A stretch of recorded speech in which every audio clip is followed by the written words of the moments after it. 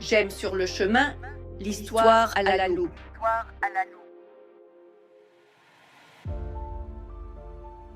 Bonjour, je suis Diane Benoît. Bienvenue dans un nouvel épisode de J'aime en chemin où science, art et histoire se conjuguent pour vous révéler les secrets les mieux gardés du monde des gemmes. Aujourd'hui, nous nous plongeons dans le récit de l'une des pierres les plus imposantes jamais découvertes, un joyau qui a passé entre des mains royales, fasciné les experts et marqué un tournant dans la gémologie. Une découverte qui a changé à jamais la joaillerie royale et qui brille aujourd'hui encore d'une majesté incomparable, le diamant Cullinan. Cet épisode est la deuxième partie de notre trilogie, les 3 diamants les plus célèbres de l'histoire. Dans le premier chapitre, nous avons évoqué le diamant le plus célèbre pour les tragédies qui l'entourent. Aujourd'hui, nous explorons l'extrême opposé, le plus gros et considéré par beaucoup comme le plus parfait diamant jamais trouvé, le Cullinan.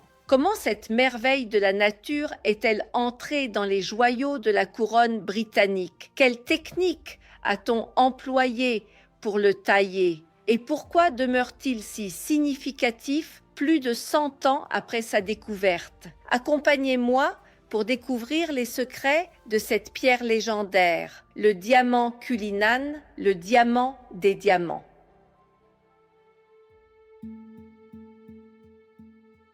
On dit que certaines pierres sont destinées à changer l'histoire. Une gemme si imposante qu'elle a donné lieu à des plans secrets, des manœuvres d'espionnage et même une opération postale digne d'un film.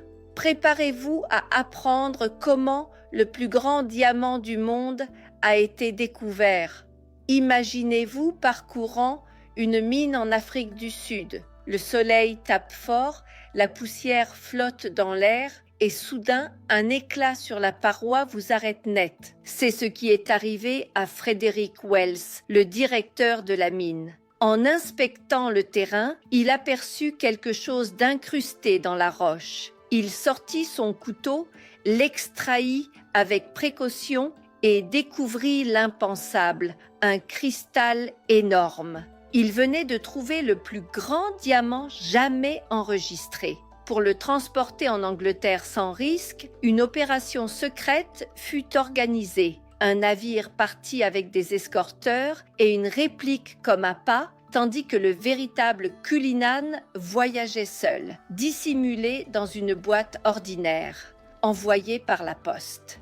Ainsi commença son périple, entre mystères, mains expertes et décisions royales. Dès ce premier éclat, son destin était clair, devenir un joyau digne de la couronne. Le 26 janvier 1905 demeurera l'un des moments les plus emblématiques de l'histoire des gemmes. Ce jour-là, à la mine Premier en Afrique du Sud, on découvrit le Cullinan, un diamant colossal, parfait, comme jamais vu auparavant.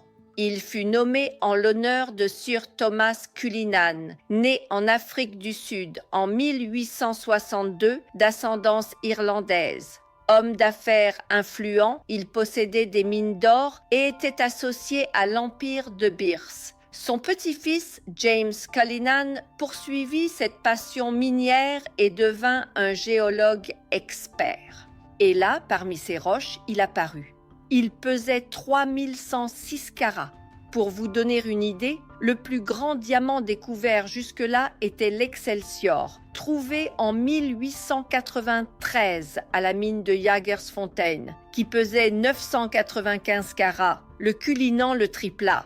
Au début, on crut qu'il ne s'agissait que d'un fragment de quartz ou d'un cristal rare. Mais lorsque le verdict du géologue tomba, il n'y eut aucun doute. Le directeur de la mine et le mineur furent généreusement récompensés. À l'époque, la gémologie n'existait pas encore en tant que discipline formelle, mais la minéralogie, oui. L'étude la plus importante fut celle du docteur Gustaf Molengraaf, le géologue le plus respecté d'Afrique du Sud.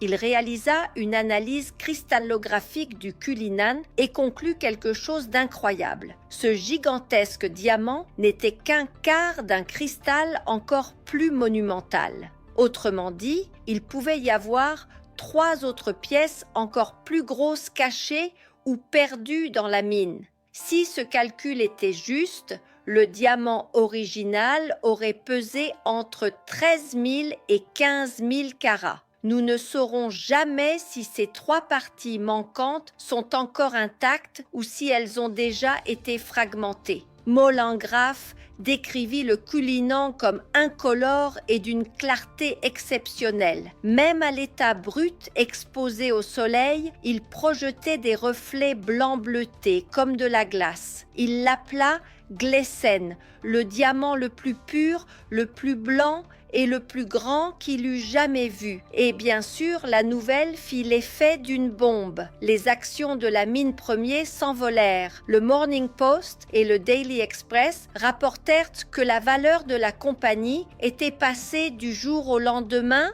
de 80 000 livres à plus de 7 240 000 livres. Pendant des semaines, le diamant domina les marchés financiers du monde entier. Dès lors, l'industrie du diamant s'inscrivit également dans le monde de la finance. Mais l'histoire du Cullinan n'était pas seulement une histoire de luxe et d'éclat, c'était aussi une affaire géopolitique. L'Afrique du Sud venait à peine de sortir d'une guerre en 1902 et personne ne voulait assumer le coût exorbitant, économique et politique, que représentait la possession de cette gemme.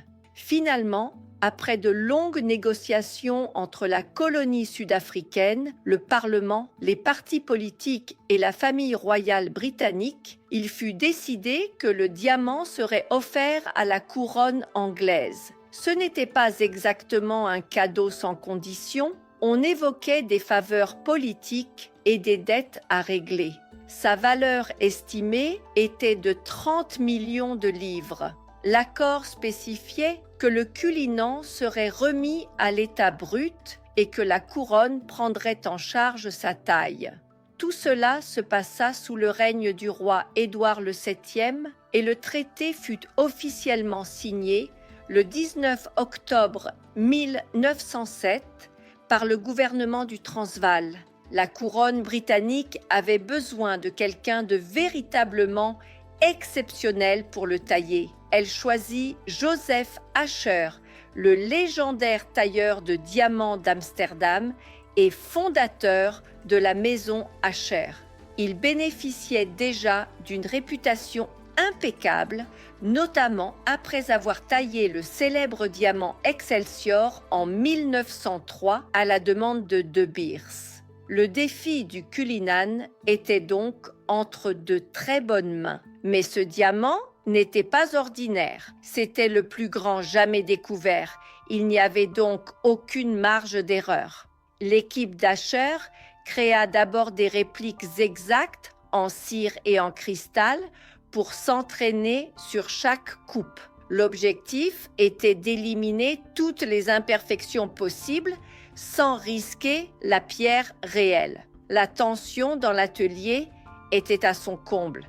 L'équipe passa des semaines à étudier la structure interne du diamant, à analyser chaque recoin avec une précision scientifique, jusqu'au jour de la première taille où la pierre fut fendue en deux d'un seul coup. Selon la légende, Asher était si nerveux qu'il mourut d'une crise cardiaque après ce premier coup. En réalité, son rituel était tout autre. Il ouvrit une bouteille de champagne et porta un toast au succès. Car oui, il réussit.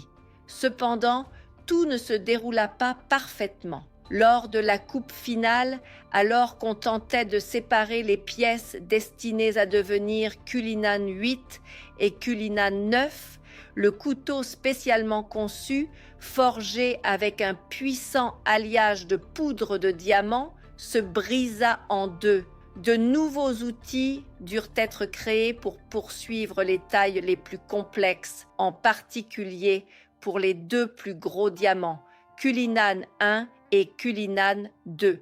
Enfin, le 12 septembre 1908, après des mois de travail minutieux, le projet fut achevé. La maison Asher avait accompli un travail extraordinaire. La sécurité durant tout le processus était digne d'un film. L'atelier fonctionnait comme un bunker avec des gardes en poste 24 heures sur 24. Et le résultat ?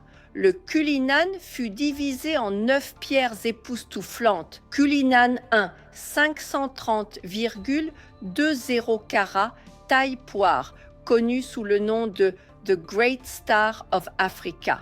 Cullinan 2, 317,40 carats, taille coussin. Cullinan 3, 94,40 carats, taille poire. Cullinan 4, 63,60 carats, taille coussin. Cullinan 5, 18,80 carats, taille cœur. Cullinan 6, 11,50 carats, taille marquise. Cullinan 7, 8,80 carats, taille marquise. Cullinan 8, 6,80 carats, taille coussin allongé. Cullinan 9, 4,40 carats, taille poire. Le 21 novembre 1908, toutes ces pierres furent présentées au roi Édouard VII.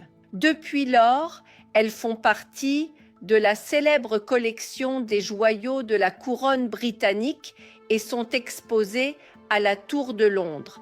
Chacune de ces pierres a été soigneusement sertie dans des joyaux qui constituent une partie essentielle de la regalia royale. Et ainsi, nous arrivons à la fin de cet épisode de J'aime en chemin, le podcast où science, art et histoire se rencontrent. J'espère que vous avez apprécié l'histoire de le diamant Cullinan, le diamant des diamants. N'oubliez pas de nous suivre sur nos réseaux sociaux. Je suis Diane Benoît et souvenez-vous que chaque beauté naturelle a une histoire à raconter. À la prochaine. C'était J'aime sur le chemin, le podcast où la science, l'art et l'histoire se rencontrent. Je suis Diane Benoît. Merci de m'avoir accompagnée dans ce voyage rempli d'éclat et de savoir.